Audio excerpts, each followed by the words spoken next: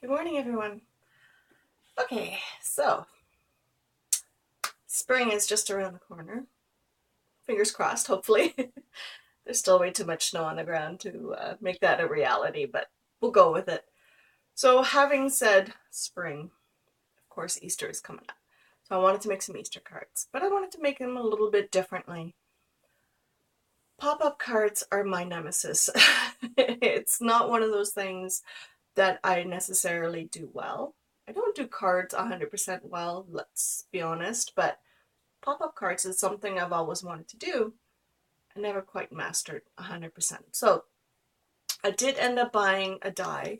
I showed this in my last haul. It's by Stempendous. It is the Make It Pop cutting dies. So it has the different instructions on the back, what you can do. It's got the different die, ovals, some rectangles. This is your pop-up piece. And then you have some trim, I suppose, or edges, borders, whatever you want to call them. So I did practice. Well, before I practiced, I watched Lindsay, the Frugal Crafter. She showed a few different ways of doing it, and she made it look easy. Let's put it that way. It's an older video. It's about 3 years old now, but when this die first came out, I wasn't in the scrap room, so now I am. Anyway, so having said that, this is the card that I created with that cutting die. So this is very similar to Lindsay's because I wanted to see if I could do it. I had to draw my own vase because I didn't have a stamp for that. And these are my dollar store layering stamps from Dollarama, the rose, and then they have the leaves. And then these little ones I had already in a different stamp set. So it's a couple, you can mix and match all your flowers and go to town as much as you want. As long as it all fits inside of here, you're good to go. So that's what I did. Now she had several different pop-up little tabbies. I only have the one with the single one. So the other ones I just attached to the back with foam tape to give it a little bit of extra dimension. And she used a hot glue gun, but I just used my foam tape, the double-sided foam tape, so which worked quite nicely. And it didn't turn out too badly. See, it's there. You can pop them up. So I was quite happy with myself. So that was quite successful, thanks to Lindsay. And then I decided to do something on my own. So I made a little cupcake stand for a birthday card. It's just cute. At first I had done the whole thing together, and then I thought, well, what am I going to do on the top? So I cut them apart, and then I put this one onto the separate piece. So depending, I mean, it could always sit like that if you really wanted to, if you did it the right way. But the person receiving it wouldn't know how to do that. So just having it like that, it's not bad. The cupcake, for freehand drawing, it's not bad. It's one of those things you realize your mistakes afterwards, which is why you make a sample card and then you improve upon it. So that's what I like about it. So pop-up cards, who knew? And then I experimented with making my own. So I haven't done the front of this. I just made this just now. So it's basically a box. You could attach it. It's supposed to be attached. You probably need a stronger glue with this or a softer paper. I just used whatever paper I had on hand. It's the watercolor paper. But this one, I fussy cut the tulips out and I just put it on there. You could potentially put all kinds of stuff on the back. Flowers, more flowers, you could do whatever you want. I don't have a huge range of stamps, so I kept it simple for this one. Obviously, it's just the sample, so it's not something. I just wanted to try and see if it would work if you made your own little box. And it does, so it folds closed nicely. It's still nice and flat for shipping. And it's, you probably want to use a stronger glue, especially in the wintertime because it's, cold. The glue will let go and you don't want the person receiving it have to assemble it themselves.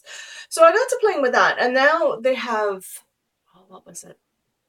I don't know how old this is, but it's these little spring thingies that you get in a package. And you can put they're interactive things that just sort of bounces around. But it's the same kind of idea. So obviously you would do the spring thingy in the same color as the card or whatever background you're going to have. And all I've done is cut a circle into a spiral, and then I have attached my butterflies to that in different spots. So when you go like that, it's 3D, right? Instead of foam dots or foam tape or whatever. So it's just a little bit different. It's not, oh, again, use a good glue, not what I've just done.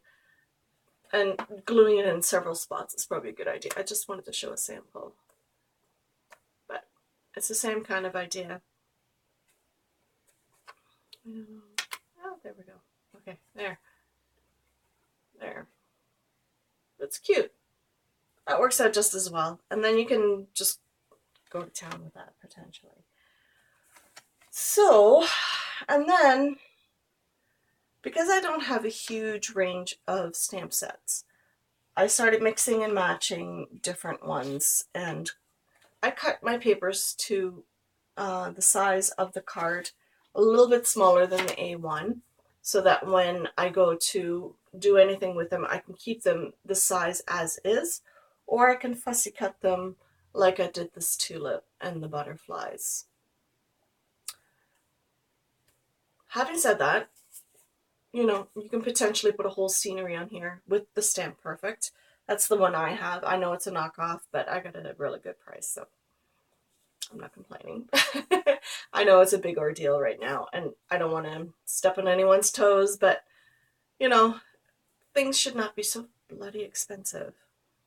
Anyway, this is one of the cards, one of the vignettes, I guess you could call it. And then the other one is the Tim Holtz. I love Tim Holtz, the butterfly. This one comes with a die itself, so which is quite nice. Now, when I did my watercolor dragon, I learned a little trick from another artist, and I want to show you. So I don't know. So I did this with watercolor markers, and if you do it with just watercolors themselves, you absolutely can. But it's the same kind of idea. So see how this, where the highlight shows up? I just used my Prisma white pencil crayon. And it works really, really well. So I will show you in this one, actually. So see the butterfly? So I'm going to see if I can highlight some of the different areas. So I will do one side, and then you can sort of see for yourself. I find sometimes a white paint pen is a bit too harsh. And sometimes the colors are a bit too bright. But here you can see, so I colored here and here, but you see the difference? So if you want to highlight something, like I did on the rose, or even on this tulip, see how those little white areas, the lighter areas, I did that with the white pencil crayon. You can go right over top, and I thought that was really cool. Because sometimes when you try to use like gel pens, it doesn't want to work over top of other mediums. So a pencil crayon will, which is what I like about it. So make sure it's nice and sharp. You can do a really light pink if you wanted to, or a really light gray.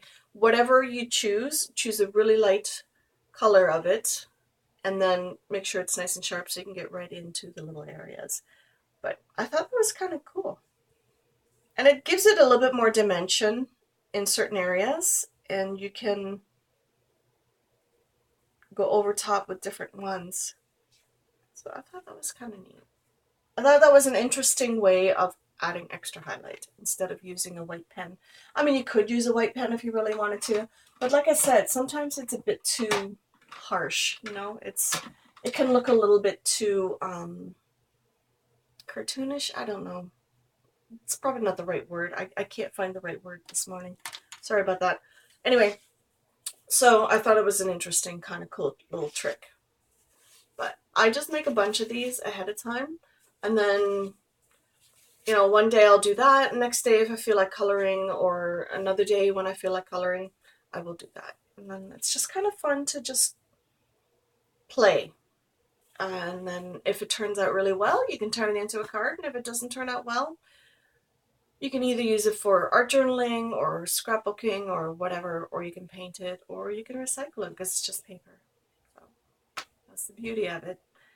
And then just, you know, even with the backgrounds in these ones, because it's plain white paper, if you didn't feel like coloring the background, all I've done with these is in coordinating marker colors, I don't know if you can see it, I just the little dots in the background to make it look like it's printed paper, just to add a little bit of extra interest so that when you put it on the card, you know, it shows up quite nicely. So I thought it was kind of nice just to do something a little bit different. And I'll do some Easter cards, and then I'm hoping to use some of these oval frames for that. And we'll see how that turns out. I have no idea what kind of Easter cards I'm making this year, so I haven't made Easter cards in quite some time. So, like I said, when I made my Christmas cards, I hadn't made them in a good 10 years or so. So it was kind of nice to get back into card making again. And I've still not done a 12 by 12 scrapbook page because I have been busy, well, doing YouTube and trying different things and just seeing what interests me again. So I will be doing a 12 by 12 page hopefully soon. My daughter and I are going to go to a concert this weekend, so I'm hoping to scrapbook that, and then we shall see what happens after that. I don't know. Yeah, the digital age has taken over, unfortunately, and just not having the pictures in hand, it doesn't really inspire you as much. So, and I'm not a huge picture taker to begin with, and I tend to delete stuff off my phone as I go. So it's probably not a good habit to get into, but I like to free up space for different things. So anyway, I hope this was helpful. Like I said, you know, a lot of these cards are just really different and cute, and yeah, I think my pop-up cards are now a little bit more on par of how they're supposed to look. And you can totally make your own, obviously. And then if you wanted to make them a little bit more interactive, you know, you can cut the spiral and you can put your little elements on there. Remember to glue them down properly. That's all I have to say about that. So I hope you have a great day, guys. We'll see you. Bye.